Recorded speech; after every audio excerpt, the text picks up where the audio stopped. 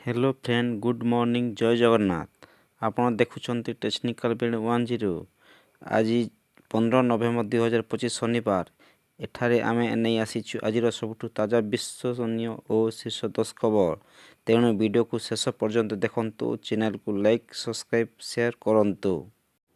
ओडिशा सरकार जमी रेकर्ड और प्रबंधन को सहज करिबा पई नूतन आईन घोषणा करिछि।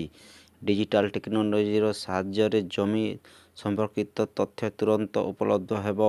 यह जमी खरीद विक्रय म्यूटेशन और रेकर्ड अपडेट प्रक्रिया को अत्यधिक सहज करदेबो। राज्य सरकार जनजातीय संस्कृति प्रचार पई जनजातीय गौरव वर्ष प्रकल्प वृद्धि करिछि। एही प्रकल्प अंतर्गत शिल्प संस्कृति संगीत और नृत्य कार्यक्रम रे युव एवं छात्र छात्री को सक्रिय भावे भाग नेबाको प्रोत्साहित कराजिबो। ओडिशा रे 27,000 फॉरेस्ट फायर घटना दर्ज होईछि जहाँ एफएसआई रिपोर्ट रे सूचित एही घटना परिवेश रे गुरुत्वपूर्ण प्रभाव पकाई थाए एवं जंगल संसाधन और प्राणी प्रजाति को हानि करि पारे।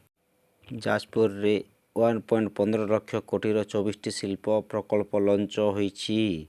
एहार लक्ष्य 36,000 नूतन चाकरी सृष्टि करिबा सहित एही अंचल अर्थनीति को उन्नत करिबा।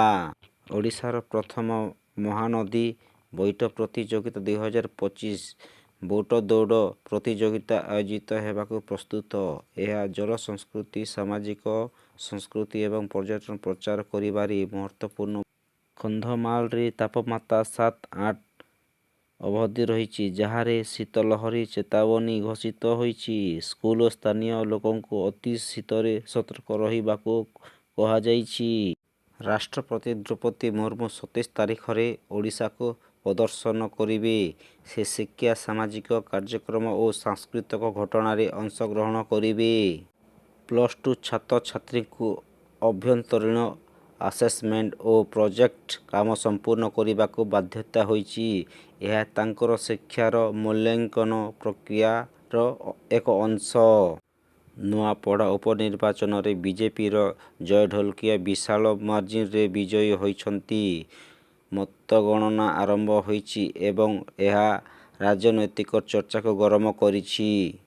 बिहार निर्वाचन रे एनडीए बीजेपी जेडीयू समित 200+ सीट रे अग्रगति करुछि। यह सर्वोच्च शक्ति प्रदर्शन करुछि एवं नीतीश कुमार पुनर्चयन संभाव्य एनडीए विजय राजनैतिक स्थिति को दृढ़ करिबो।